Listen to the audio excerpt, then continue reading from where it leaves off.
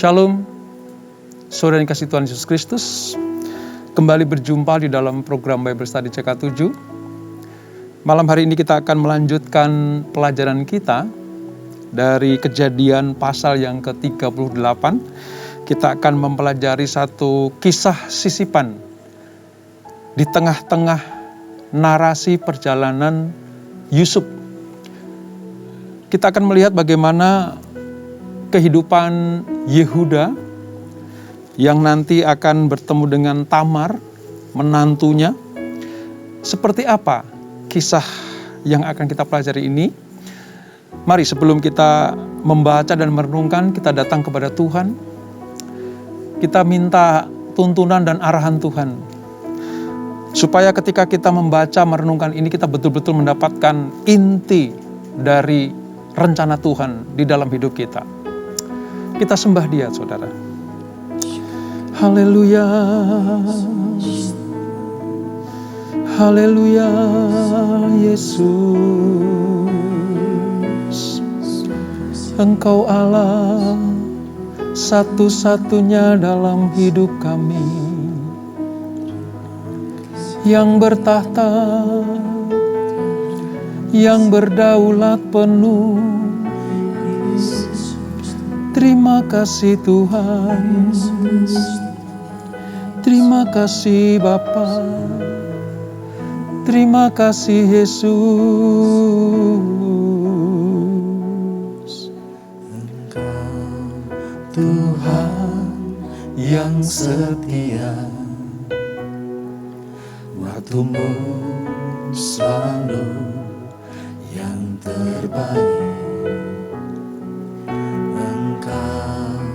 Tuhan sandaranku,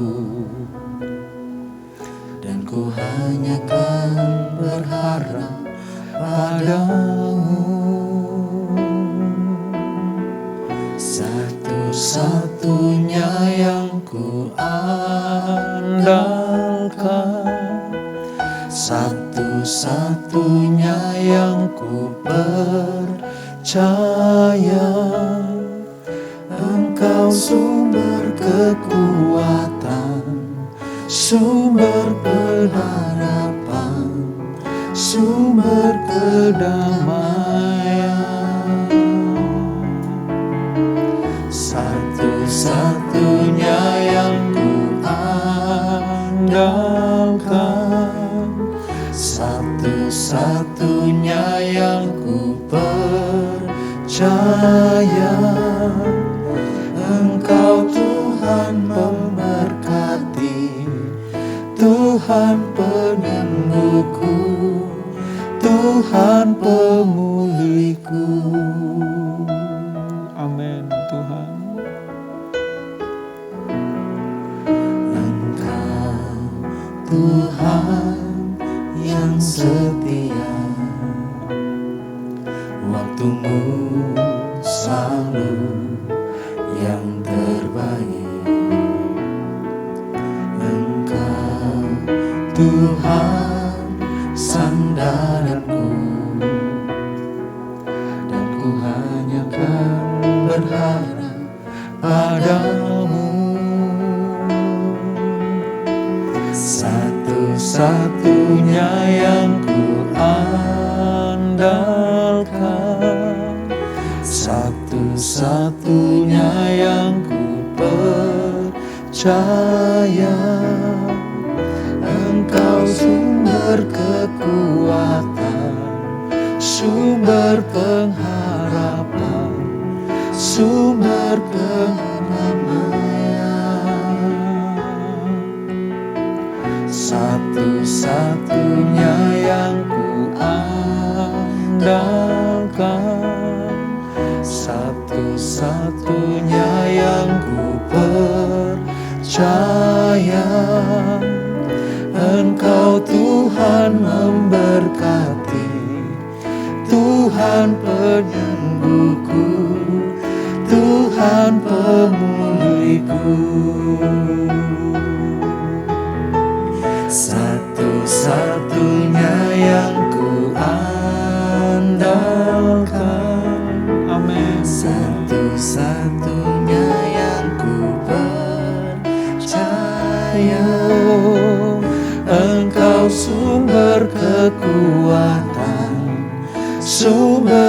pengharapan, sumber kedamaian.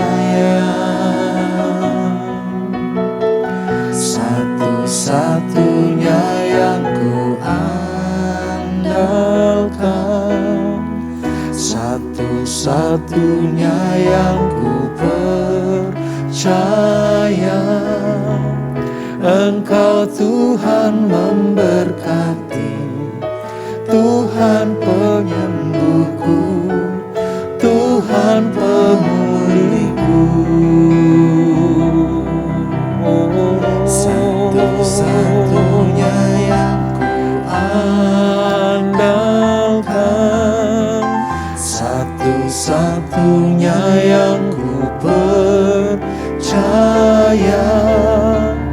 Engkau sumber kekuatan, sumber pengharapan, sumber kedamaian. Satu-satunya yang ku andalkan,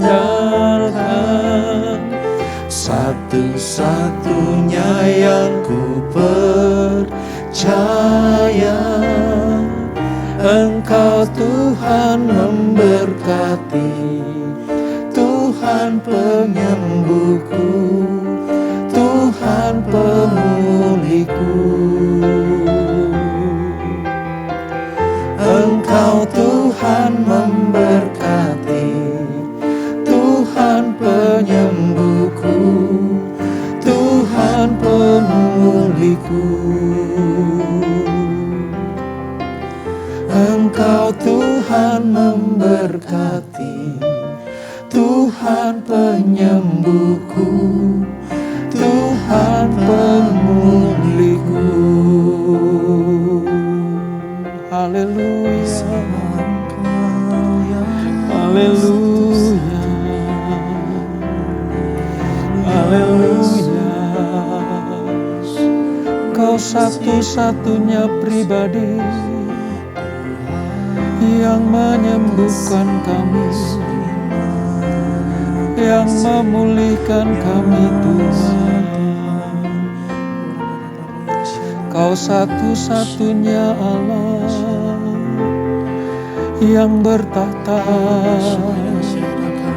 yang berkuasa dalam hidup kami. Kau yang terutama, Kau yang terutama dalam hidup kami Tuhan. Haleluya, haleluya, haleluya.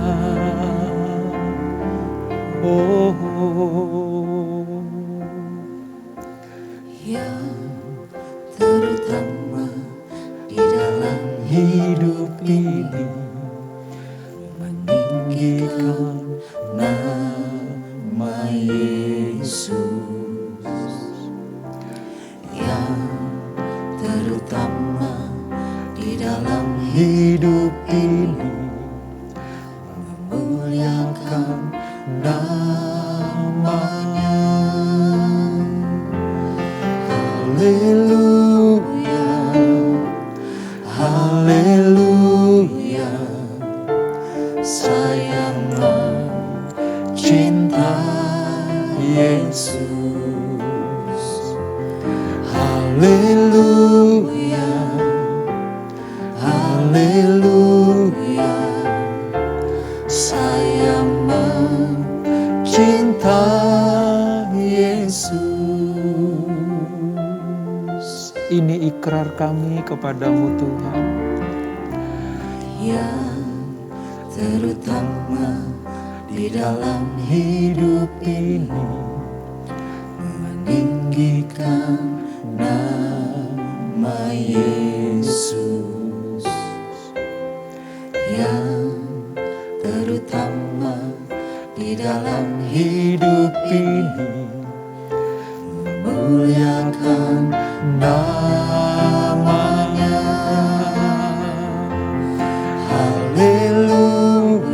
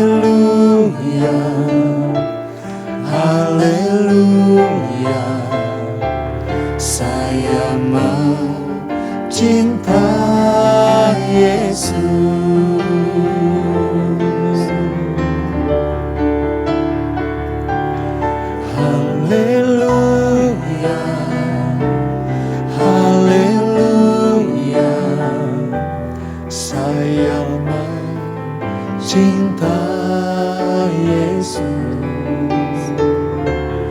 Haleluya, haleluya. Saya mau cinta Yesus. Saya mau cinta Yesus. Saya mau cinta Yesus. Amin Tuhan. Amin Tuhan. Kami mau terus melekat kepada Engkau. Kami mau menjadikan Engkau sebagai yang terutama dalam hidup kami. Sebab kami tahu hanya oleh karena anugerah dan rahmat-Mu kami dilayakkan untuk memanggil Allah sebagai Bapa kami. Terima kasih Bapa, terima kasih Tuhan Yesus. Semakin hari kami semakin kagum akan Engkau. Semakin hari kami semakin kagum akan kasih-Mu. Terima kasih untuk perlindungan-Mu. Terima kasih untuk berkat-berkat-Mu. Dan kalau hari ini kami akan belajar firman Tuhan, Roh Kudus terangi hati kami, terangi akal budi kami, terangi pikiran kami, supaya apa yang kami baca, kami renungkan, itu betul-betul bermanfaat bagi kami, dan menjadi rema yang terpenting dalam hidup kami. Terima kasih Bapa. Urapi kami semuanya. Di dalam nama Yesus. Mari yang siap belajar firman Tuhan, sama-sama kita katakan amin. Kejadian pasal yang ke-38, saudara. Kita akan merenungkan firman ini, kita akan belajar meneliti mengapa peristiwa Yehuda dan Tamar ini ada. Nah, peristiwa ini sebenarnya sisipan, saudara. Sisipan antar perjalanan kehidupan Yusuf sejak dia dijual sebagai budak di Mesir. Lalu sebelum nanti Yusuf akan tinggal di rumah Potifar, satu pasal ini adalah pasal sisipan tentang kehidupan Yehuda. Seperti apa? Baik, saya akan bacakan ayat 1 sampai ayat yang ke-11. Saudara simak baik-baik, nanti selebihnya kita akan kupas beberapa hal yang penting dari pasal ini. Demikian firman Tuhan, Kejadian 38, Yehuda dan Tamar. Pada waktu itu, Yehuda meninggalkan saudara-saudaranya dan menumpang pada seorang adulam yang namanya Hira. Di situ, Yehuda melihat anak perempuan seorang Kanaan. Nama orang itu ialah Shua.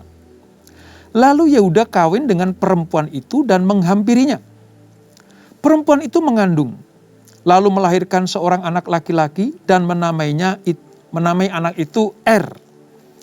Sesudah itu perempuan itu mengandung lagi, lalu melahirkan seorang anak laki-laki dan menamai anak itu Onan. Kemudian perempuan itu melahirkan seorang anak laki-laki sekali lagi dan menamai anak itu Shela. Yehuda sedang berada di Kezib ketika anak itu dilahirkan. Ayat 6. Sesudah itu, Yehuda mengambil bagi Er anak sulungnya, seorang istri yang bernama Tamar. Jadi Tamar itu menantu Yehuda.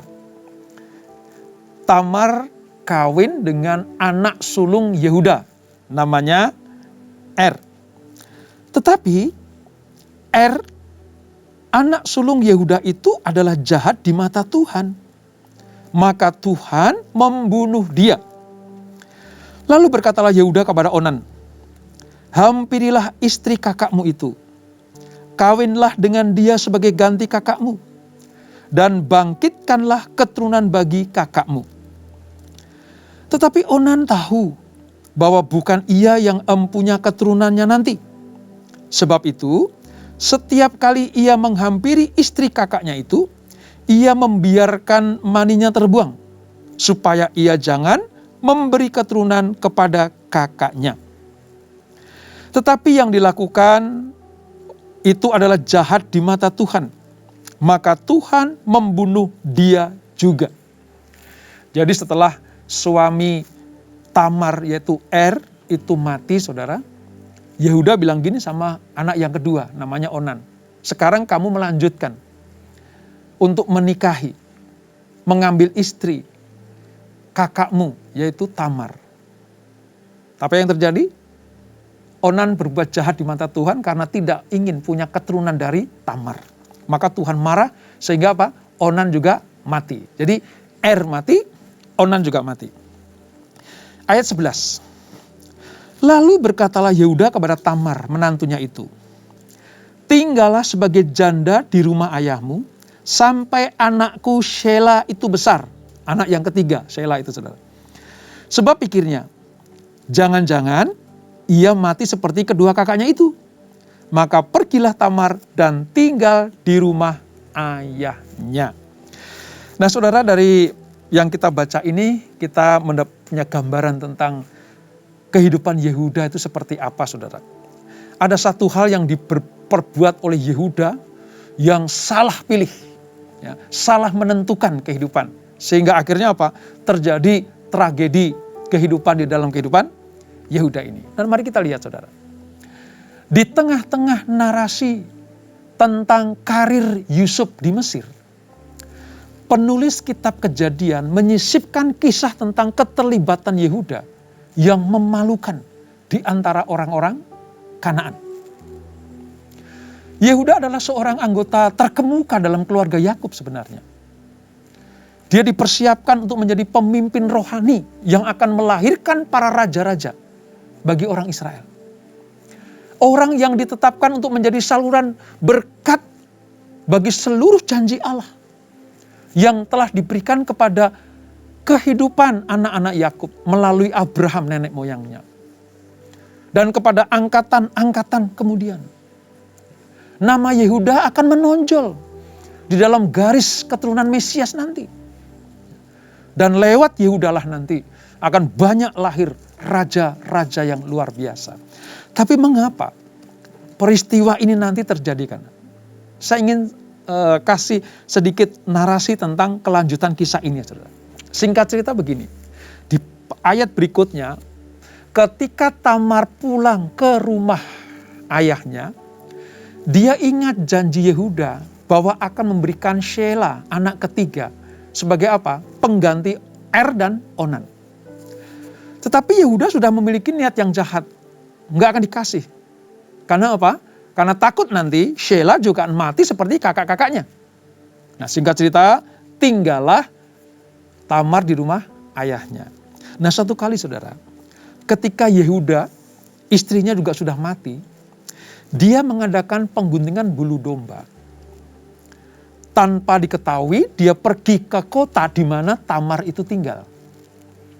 Di situ Yehuda mencari wanita penghibur. Ya, dalam bahasa Alkitab namanya pelacur. Nah, singkat cerita, ketemulah Yehuda dengan Tamar. Tamar itu sebenarnya bukan pelacur, saudara. Tamar sedang menantikan janji Yehuda untuk memberikan Shelah kepada dia, anak ketiga Yehuda itu. Tapi janji tinggal janji, ya. Shelah sudah dewasa dan tidak diberikan, makanya dia menyamar sebagai seorang pelacur. Apa yang terjadi? Terjadilah sebuah peristiwa di mana Yehuda dan Tamar itu melakukan perzinahan, persetubuhan. Karena Yehuda menghampiri Tamar sebagai pelacur. Nah, ketika akan berpisah mereka, Yehuda bilang begini, aku akan tinggalkan itu. Aku akan pergi kembali ke rumahku. Ya, aku akan pergi kembali ke rumahku. Dan aku akan tinggalkan engkau. Tapi apa yang terjadi, saudara? Yehuda melakukan sebuah kecerobohan. Nah, kecerobohannya seperti apa? Nanti akan saya ceritakan. Tapi pada intinya, kehidupan Yehuda ini adalah kehidupan yang memalukan. Karena apa, saudara? Karena pergaulannya yang meninggalkan saudara-saudaranya dan menumpang pada seorang adulam yang namanya Hira. Ini masalahnya, saudara. Allah sedang, tanda petik ya, membiarkan Yehuda melakukan itu. Allah bisa saja melarang. Tapi ternyata Yehuda mengambil keputusannya. Dia ingin mengumbar hawa nafsunya, hanya sekedar memenuhi keinginan kedagingannya. Kita lihat bagaimana keliaran atau karakter yang liar dari Yehuda ini, saudara. Yang kita baca di ayat 1-11 tadi. Yang pertama adalah pertemanan Yehuda yang bodoh dengan seorang Kanaan. Padahal ini umat perjanjian. Yehuda tidak belajar ketika Simeon dan Lewi, ketika Dina juga diperkosa di Sikem. Karena bergaul dengan orang-orang non bangsa pilihan.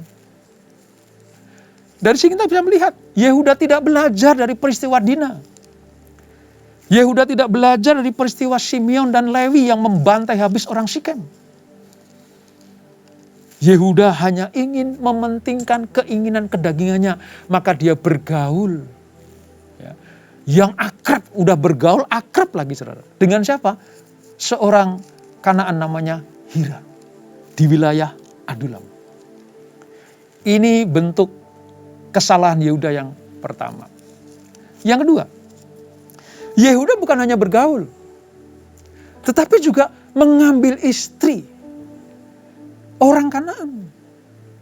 Pernikahannya yang bodoh dengan seorang perempuan Kanaan. Ini membuat apa, saudara? Membuat kehidupan Yehuda tercemar pada saat itu. Dia tidak mencari jodoh, meminta petunjuk dari bapaknya, yaitu Yakub.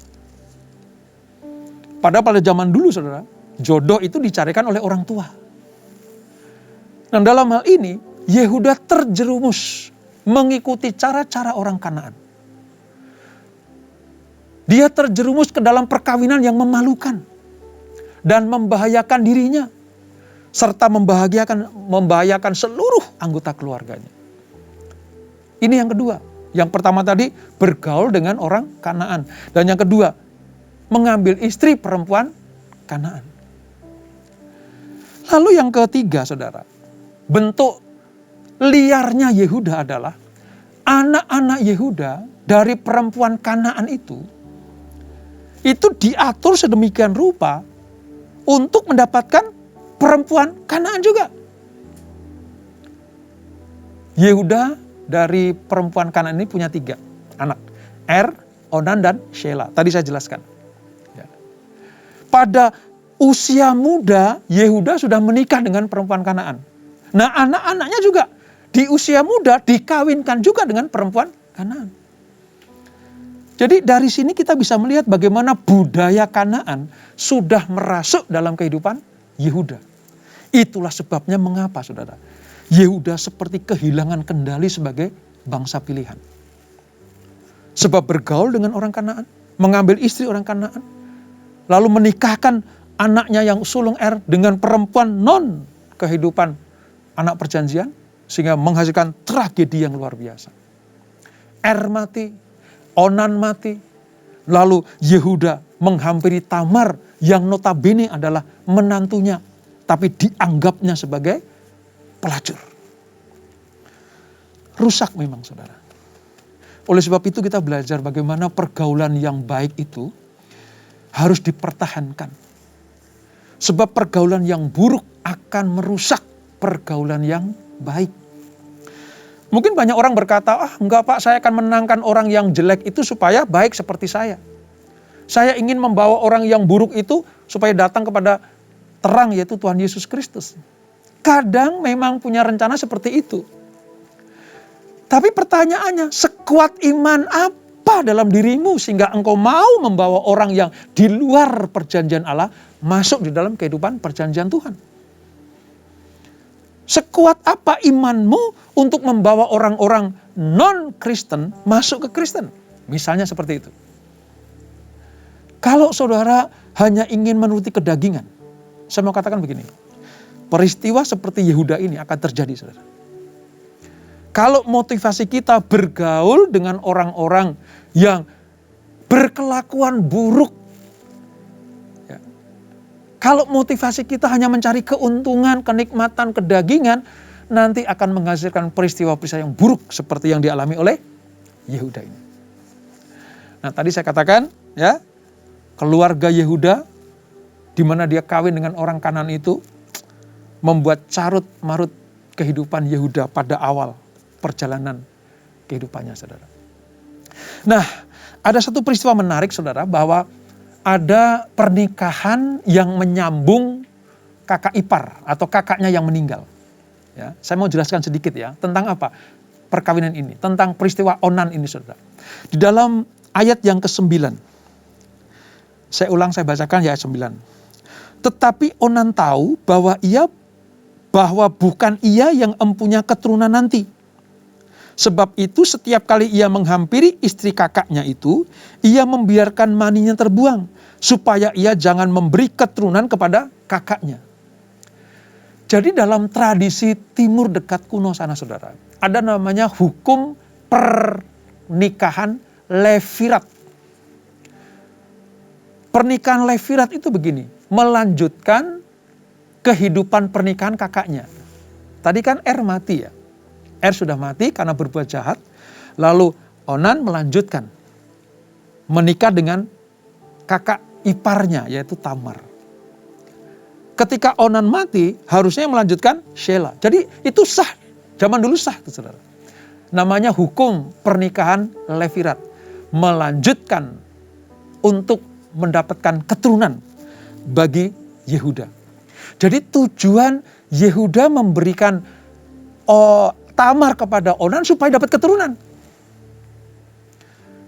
Sebab pernikahan pada zaman dulu itu harus menghasilkan keturunan, saudara. Itu tujuan utamanya. Melanjutkan perintah Tuhan di Taman Eden, penuhi bumi. Tapi yang terjadi, Onan berbuat dosa. Dia menolak untuk memenuhi tanggung jawab ini. Ya.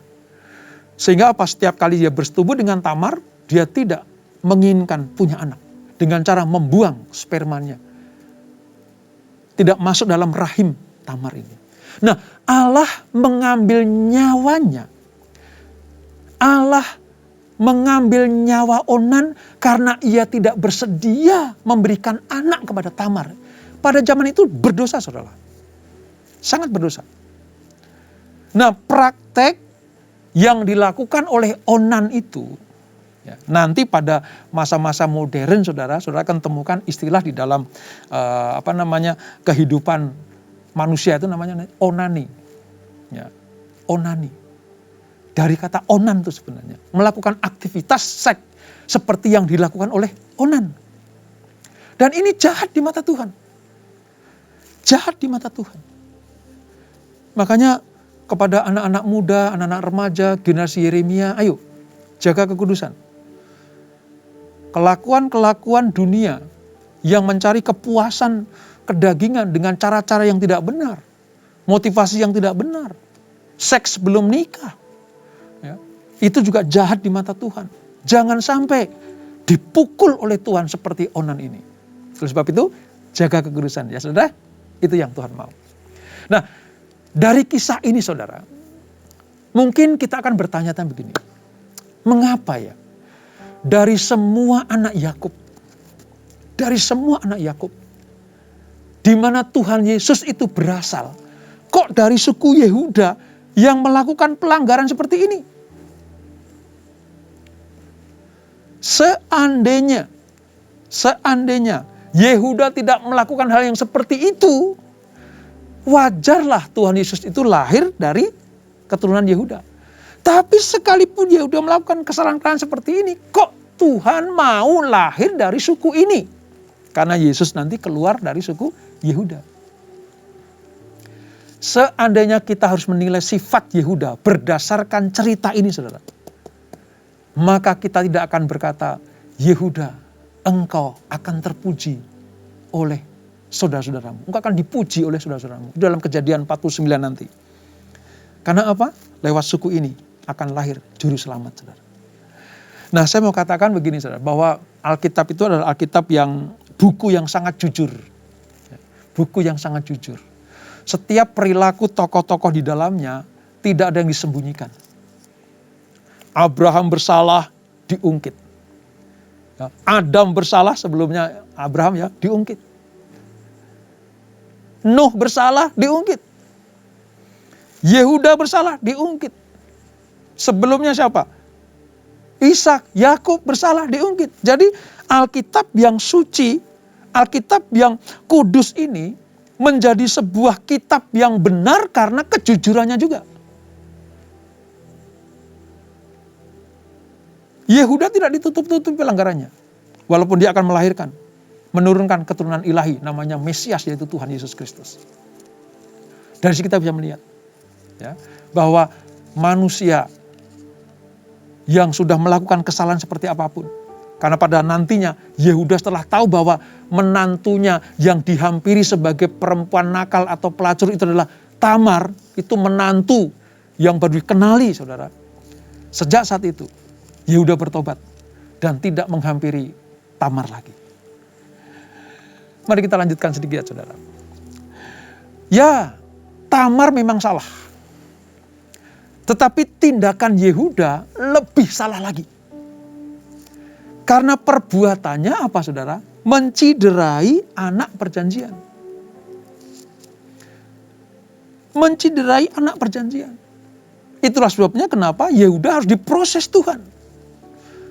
Sebelum dia menjadi orang yang menurunkan raja-raja, dia diproses oleh Tuhan. Dari kisah ini, saudara, saya mau katakan buat kita semuanya, Tuhan tidak pernah menyembunyikan kesalahan, dosa, pelanggaran anak-anaknya. Akan disingkapkan, saudara. Tapi percayalah, ketika Tuhan menyingkapkan pelanggaran-pelanggaran kita, Tuhan membuka setiap borok-borok dosa kita. Tuhan ingin kita bertobat.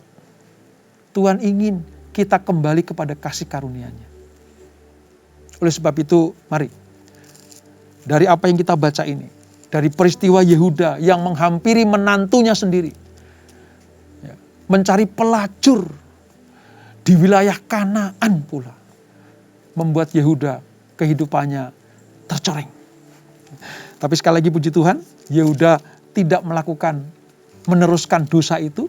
Dia berhenti untuk menyetubuhi Tamar. Karena dia tahu, nanti dari kehidupan ini Yehuda akan diproses Tuhan dengan luar biasa. Nah, mari kita lihat, saudara. Apa inti dari apa yang kita baca ini? Kisah ini mengungkapkan ada 4 hal, saudara.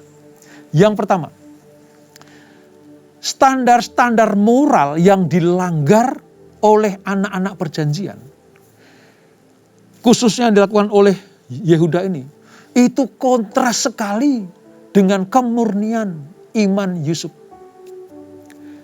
Dari peristiwa ini kita bisa melihat bagaimana anak-anak perjanjian ada yang rusak juga hidupnya.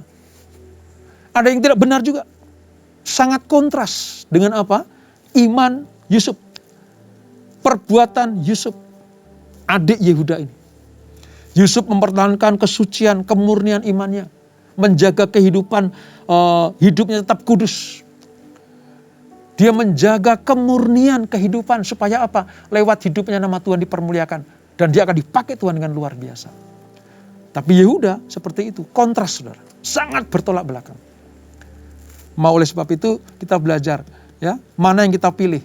Cara hidup siapa yang kita pilih? Yehuda atau Yusuf? Pilihlah Yusuf. Yang kedua, dari pelajaran ini kita bisa menarik kesimpulan begini. Mengapa Israel atau Yakub itu harus meninggalkan Kanaan dan pergi ke Mesir? Salah satunya ini, saudara. Dalam perenungan saya tentang firman Tuhan, saya pernah bertanya dalam hidup pribadi saya gitu. Saya merenung gini, kenapa ya sampai bangsa Israel itu harus mengungsi ke Mesir? Kalau alasannya hanya karena kelaparan, is oke lah. Itu masalah kedagingan. Tetapi dosa-dosa anak-anaknya, entah itu Simeon, Lewi pada peristiwa Dina, entah Yehuda dan Ruben yang menghampiri perempuan yang bukan miliknya, itu membuat orang Israel harus meninggalkan Kanaan dan pergi ke Mesir. Sebab kalau Yakub dan keluarganya atau Israel dan keluarganya masih tinggal di Kanaan, keturunan mereka akan kehilangan identitas karena kawin campur. Cara Allah untuk membuat Yakub keluar dari Kanaan ya lewat peristiwa-peristiwa ini. Karena kesalahan mereka, bukan karena kesalahan Allah. Dan yang ketiga, kisah yang kita baca ini menunjukkan atau melukiskan bahwa dosa semua orang, bahkan tokoh-tokoh terkemuka dalam rencana penebusan Allah disingkapkan. Tanpa terkecuali. Tadi saya sebutkan, sejak dari Adam sampai Yehuda saat ini, semua disingkapkan. Dan yang keempat, kisah ini menunjukkan bahwa kepemimpinan umat Allah diserahkan kepada orang yang murni moralnya. Karena setelah peristiwa ini, saudara, akan melanjutkan kisah Yusuf yang dipersiapkan Tuhan untuk menjadi pemimpin rohani bagi keluarganya. Yusuf setia kepada Allah dan hukum-hukumnya. Sedangkan Yehuda gagal.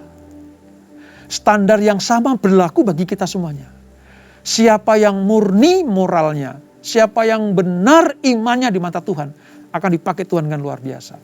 Tapi sebaliknya, kalau imannya, moralnya bobrok seperti Yehuda ini, Tuhan juga akan singkirkan sementara. Kalau Yehuda mau diproses, dipulihkan, akan dipakai kembali. Tapi kalau tidak, dibuang. Oleh sebab itu mari teladani kehidupan Yusuf yang sungguh-sungguh murni imannya, murni moralnya, murni akal budinya. Supaya kisah Yehuda dan Tamar ini tidak terjadi di dalam kehidupan kita. Kita tundukkan kepala.